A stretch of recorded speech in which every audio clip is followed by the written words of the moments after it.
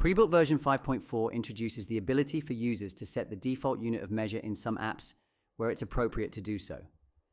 This will allow users to manage stock and complete transactions in more meaningful ways to them in a warehouse, and also allows business users in other functions to work in the most efficient way for them as well.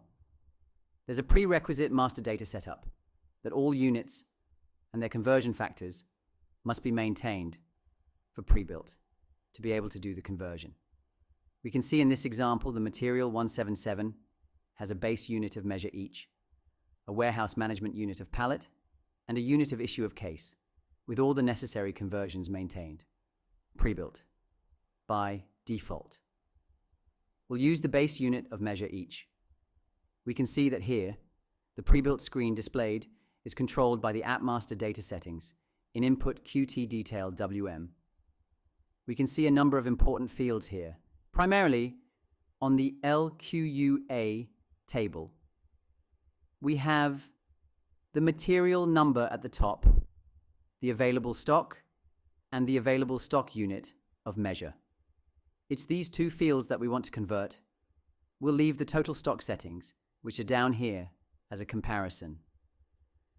The first part of the AMD setup is the sequence of units that we want to use. This is done in the UOM sequence option and can be done at a global level in the global defaults AMD or at a transaction level, as we're going to do now. There's two pieces of data that we need to complete here. One is the sorting.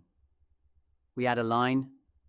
The number 1 indicates that this is the highest priority, followed by number 2, and followed by number 3. We can select the unit that we want to use as the primary. Here we'll use warehouse unit. We'll add a second option, and here we'll use the unit of issue. And we suggest as a best practice to always put the base unit and measure, as well as a fallback position. Once the sequence is defined, we need to define the field that we want to convert, and this is done in the UOM conversion setting. We first need to define the PreBilt screen containing the field that we want to convert, as we mentioned. Before this is in the input, Qt Detail WM, and then the quantity and the unit of measure fields will also need to be specified. These were LQUA, VE, RME, and our unit to measure was LQUA mains. We'll then define where we get the data to convert. We'll need to get the data from the material, and the key for that is LQUA, MATNR. And some of our units are at plant level, so we'll need to specify that as well.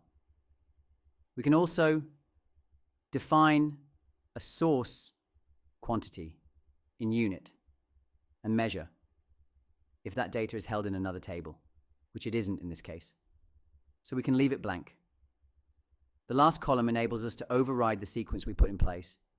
In the previous step, we can select the unit to measure here. For now, we can leave that blank.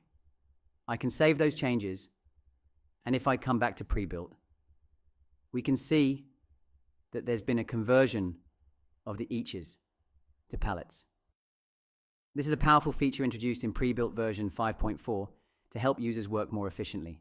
Thanks for watching, and stay tuned for more how-to videos.